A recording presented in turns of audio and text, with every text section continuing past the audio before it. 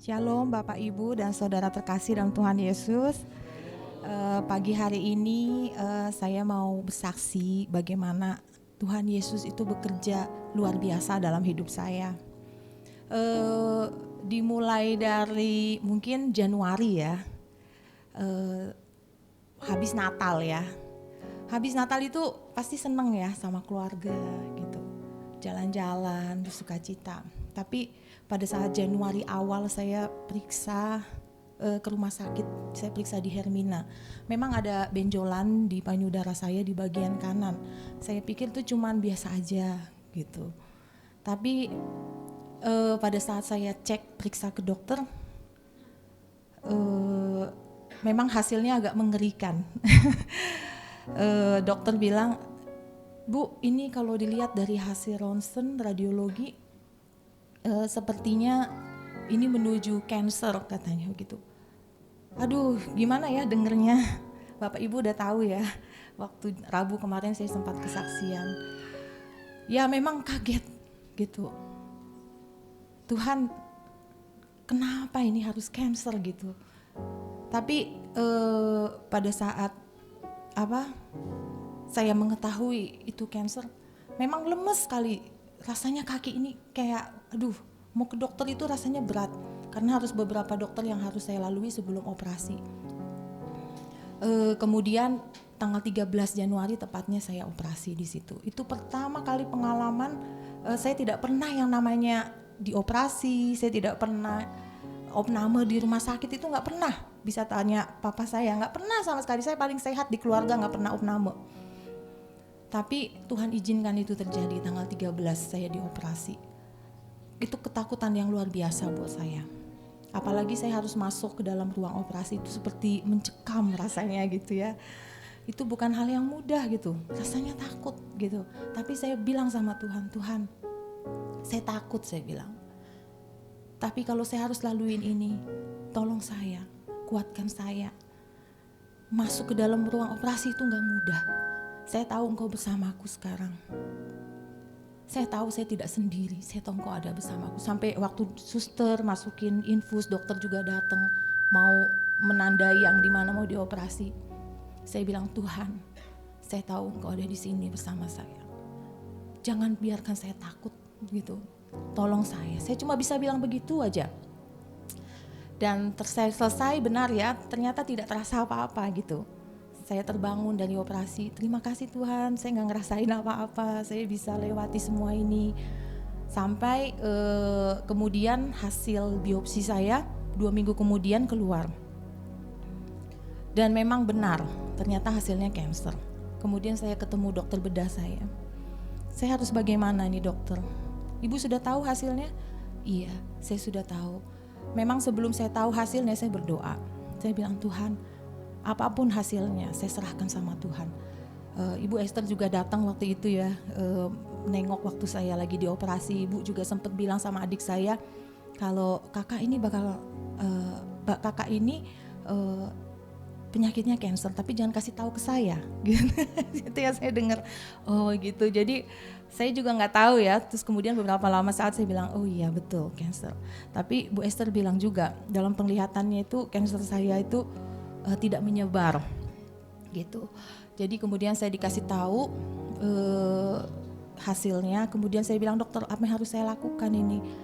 Ibu harus pilih beberapa rumah sakit yang bisa mengobati penyakit ibu seperti Darmais, Cipto atau Fatmawati atau beberapa lah gitu. Saya tanya yang mana yang bagus dokter kira-kira? Darmais gitu karena lengkap. Oke. Saya akhirnya berobat ke Darmais. Saya ke Darmais, saya ketemu dokter, memang agak lama ya perjuangan ketemu dokter ini karena ternyata banyak sekali yang sakit dengan berbagai macam penyakit di situ. Saya kaget gitu, belum pernah ya, maksudnya melihat ternyata banyak sekali gitu yang terkena cancer gitu penyakit. Kemudian saya ketemu dokter, saya tanya, ini gimana dokter dari hasilnya? Saudara saya tanya kira-kira stadium berapa gitu. Ini kalau menurut dari hasil biopsi ini stadium 3. Wah gitu kan, stadium 3 itu kan pasti sudah menyebar. Dan dokter bilang sama saya, Ibu ini kita cek radiologi, Kemudian kita lihat apakah ini menyebarnya seperti apa. Kemudian kita angkat, kita operasi ya payudara darah ibu. Gimana perasaan saya waktu mendengar itu? Saya sudah berpikir, Tuhan harus seperti ini ya. Saya bilang, tapi kalau memang ini kehendak-Mu, saya akan lalui. Saya tahu ini gak mudah, tapi saya yakin bersama-Mu saya bisa lewati semua. Kemudian setelah saya tahu divonis seperti itu, saya kembali ke rumah. Setiap hari saya berdoa sama Tuhan. Setiap hari saya berlutut di hadapan Tuhan. Saya bilang sama Tuhan, Tuhan, saya tahu kalau memang saya harus lalui ini, Tuhan pasti bersama dengan saya. Tapi kalau bisa Tuhan, kalau bisa, saya hanya punya iman. Jangan angkat payudara saya. Saya berdoa sama Tuhan tiap hari. Bahkan mandi pun saya bilang, payudara sehat, tidak akan dioperasi, tidak akan diangkat. Saya berdoa setiap hari, saya perkatakan itu. Saya percaya di dalam nama Yesus ada kesembuhan. Saya percaya Tuhan bekerja tiap hari. Saya berdoa tiap pagi. Saya sentuh payudara, saya bilang kamu tidak akan diangkat. Kamu akan disembuhkan. Setiap hari saya perkatakan itu. Saya tahu itu tidak mungkin. Ya karena dokter sudah bilang seperti itu. Saya tahu itu gak mungkin. Tapi saya bilang sama Tuhan, Tuhan iman saya mungkin tidak seperti Musa. Mungkin saya tidak seperti Yusuf. Mungkin saya tidak seperti Yakub ataupun Job, Ayub ya, tidak seperti Ayub. Iman saya sebut nama saya. Iman saya datang sama Tuhan, saya bilang, saya berlutut di hadapan Tuhan. Tiap hari saya berdoa. Saya percaya sama janji-Mu Tuhan. Tiap hari saya baca firman Tuhan. Setiap hari Bapak Ibu, saya mengarahkan telinga saya pada firman Tuhan. Saya arahkan telinga saya sama firman Tuhan. Saya tidak mengarahkan dokter, tapi saya arahkan telinga saya sama firman Tuhan. Firman Tuhan bilang di Markus ya, Markus 11 di sini, Markus 11 ayat yang ke 24. Karena itu aku berkata kepadamu, apa saja yang kamu minta dan doakan, percayalah bahwa kamu telah menerimanya, maka hal itu akan diberikan kepadamu. Percaya. Saya berdoa, udah Tuhan terima kasih saya sudah sembuh. Saya cuma bisa bilang itu saja.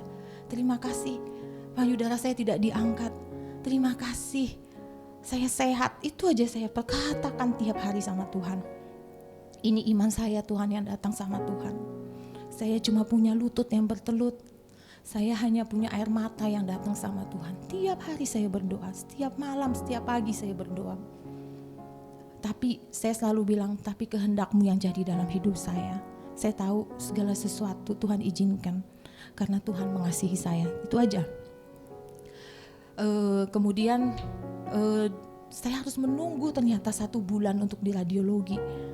Itu bukan sebentar, itu lama waktunya. Tuhan lama sekali saya bilang. Kemudian saya berpikir saudara saya juga, ini harus ke Penang ini nak, gak bisa terlalu lama-lama, kamu harus ke Penang. Memang di Penang itu katanya bagus pengobatannya, dan biasanya keluarga kami kalau misalnya sakit itu memang sering ke sana gitu. Jadi saya bilang aduh bagaimana ya, memang saya punya biaya, tetapi kalau ke Penang itu juga biayanya besar, pasti ratusan juta gitu, karena kan itu di luar ya kehidupan juga. Saya bilang Tuhan, kalau memang Tuhan mau saya ke Penang, bukakan jalan buat saya. Saya cuma bisa bilang begitu. Kemudian saya cuma berdoa saja. Saya memang pengen ke Penang gitu untuk berobat karena lebih cepat penanganannya. Kemudian saya hanya bisa berdoa. Tiba-tiba saudara saya menggerakkan berdoa, keluarga saya bilang sama saya, Tuhan menggerakkan keluarga saya. Kamu harus berangkat nak ke sana, berapapun biayamu nanti kami akan tambahkan. Kamu gak usah khawatir. Kamu berangkat, berapapun itu. Kasih tahu, kita akan kasih kabar, kita akan transfer. Gimana ya perasaannya waktu itu ya? Jadi kayak gitu kan, maksudnya gak nyangka, karena saya gak pernah minta, gak pernah ngomong sama orang, gak pernah. Saya cuma datang sama Tuhan. Cuma sama Tuhan saya datang. Saya gak minta tolong dong, enggak. Saya cuma datang sama Tuhan. Akhirnya saya berangkat. Betul ya Bapak Ibu Saudara, Tuhan itu baik ya. Waktunya tepat dan saya berangkat. Kemudian saat saya berangkat, ya seperti biasa harus ke rumah sakit. Saya di rumah sakit Glen Eagles waktu itu. Saya disuruh pilih dokter kan, dokternya yang mana. Saya berdoa juga sama Tuhan, yang mana dokternya Tuhan. Kemudian di situ kita lihat beberapa profil dokternya. Saya pilih satu dokter namanya Dokter Zatar, Adil Zatar. Dokter saya ini orang Yahudi, tapi Muslim gitu.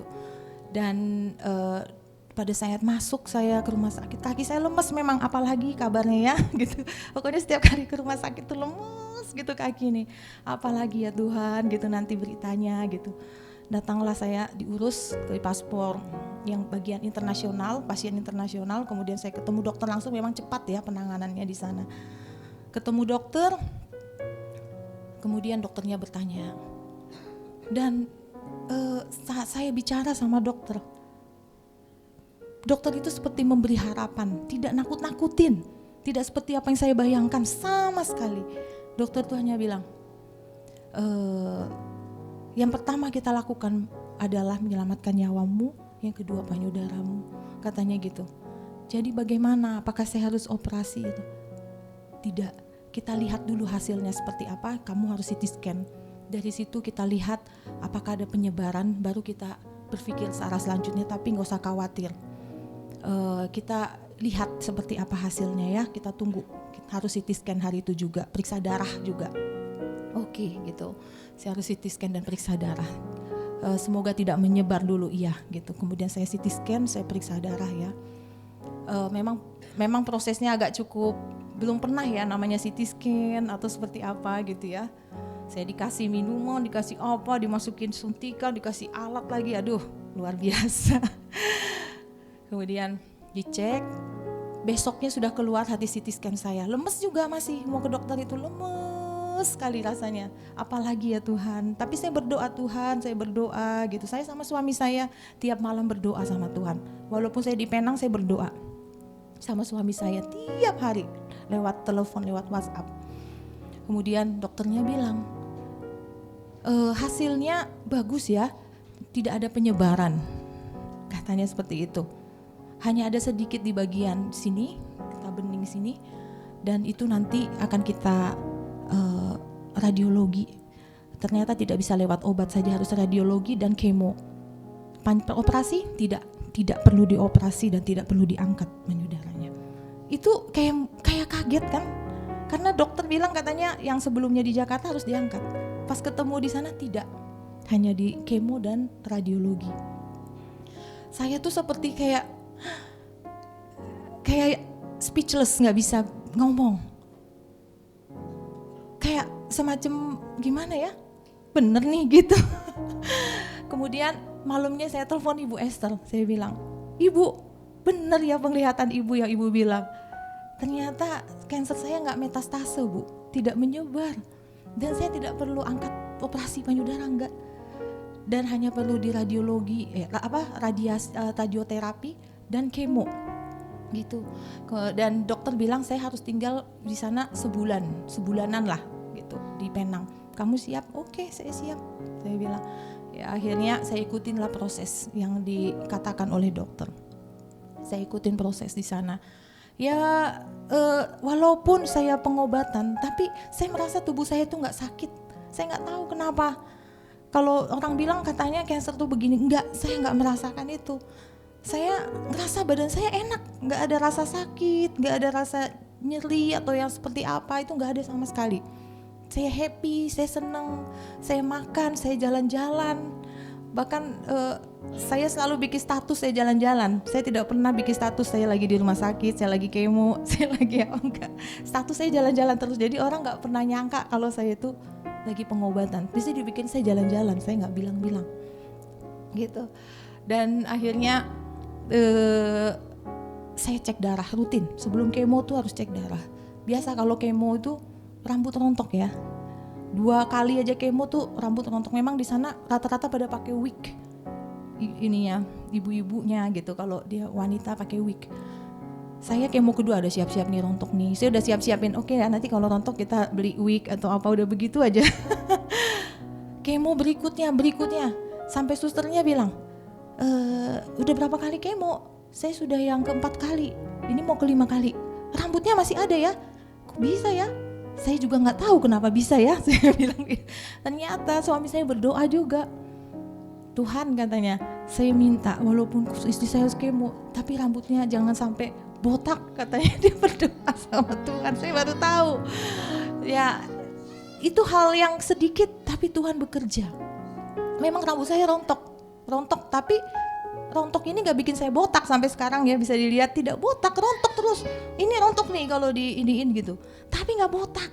Saya bingung gitu, ini kok gak botak-botak ya gitu. Saya udah siapin nanti wig atau apa gitu, tapi ini enggak. Sampai sekarang saya merasa oke aja gitu. Dan masuklah pada kemo yang kelima. Hasil darah bagus terjadi penurunan kansernya. Tapi pada saat kemo yang kelima setelah selesai, tiba-tiba hasilnya naik kansernya. Loh, kok bisa naik gitu? Saya bingung. Bagaimana saya mau pulang lagi? Soalnya sudah sebulan saya di sana. Gimana saya mau pulang ke Indonesia nih? Aduh, mesti berapa lama lagi saya harus tunggu? Dan saya harus cek lagi darah untuk masuk kemo yang ke-6. Saya bilang sama suami saya, sama papi, sama adik-adik saya bilang, kita berdoa ya malam ini, kita berlutut sama Tuhan. Kalau hasil saya bagus, saya baru boleh pulang ke Indonesia, saya bilang. Kemudian kita berdoa malam hari sebelum kemo ke-6 dan cek darah yang ke-6. Kita berdoa sama Tuhan. Lewat WhatsApp waktu itu kita berdoa. Adik-adik saya satu-satu berdoa, suami saya. Kita berdoa sama Tuhan, Tuhan tolong gitu. Kita berdoa lah, sampai nangis gitu, kita berdoa sama Tuhan. Suami saya katanya gak tidur ternyata malam itu sampai jam 5 pagi, jam 4 pagi dia berdoa sama Tuhan. Gak tidur sama sekali. Saya juga, tapi saya istirahat lah karena harus kemo, jadi harus tidurnya cukup. Saya berdoa sama Tuhan. Kemudian cek darah, memang cepet sih di sana, 1 jam udah selesai keluar. Kanker saya tidak ada lagi, sudah gone, hilang, dan hasilnya bagus. Dan di bagian sini juga sudah nggak, darah saya bersih, di sini juga sudah bersih. Saya memang harus kemo ke-6, tapi sudah clear, udah clean. Itu buat saya kaget gitu. Saya telepon suami saya sampai saya bilang, coba deh kamu ini dulu deh, lagi nyetir, coba kamu minggirin dulu mobilnya. Saya mau ngomong, ada apa, dia ada jantungan nih. Kalau setiap kali saya telepon dia ada jantungan. Saya mau bilang hasil darah saya bagus, kanker saya udah nggak ada dan bersih semua. Dia langsung berhenti, dia bilang haleluya, puji Tuhan, terima kasih Tuhan Yesus gitu. Dia nangis gitu. Saya nangis sukacita, kata dia. Iya, ternyata Tuhan dengar doa kita ya, saya bilang begitu. Dan saya cuman bisa bilang jangan andalkan siapapun. Waktu saya juga berangkat, saya tidak andalkan asuransi, tidak andalkan yang lain. Yang saya andalkan Tuhan. Saya tahu Tuhan mencukupkan apa yang saya butuhkan. Dan Tuhan menjawab ternyata. Saya nggak mikir di sana. Saya nggak mikir biaya medis atau apa, berapapun biaya yang dikeluarkan itu saya bisa bayar. Itu karena Tuhan. Saya nggak tahu bagaimana cara Tuhan bekerja, nggak tahu saya. Kalau ditanya gimana, saya nggak tahu. Yang saya punya hanya datang sama Tuhan, lutut yang bertelut dan berdoa sama Tuhan dan andalkan Tuhan. Tuhan mau saya mengandalkan Dia, bukan andalkan asuransi, bukan andalin yang lain. Dia hanya mau ini loh, datang sama aku.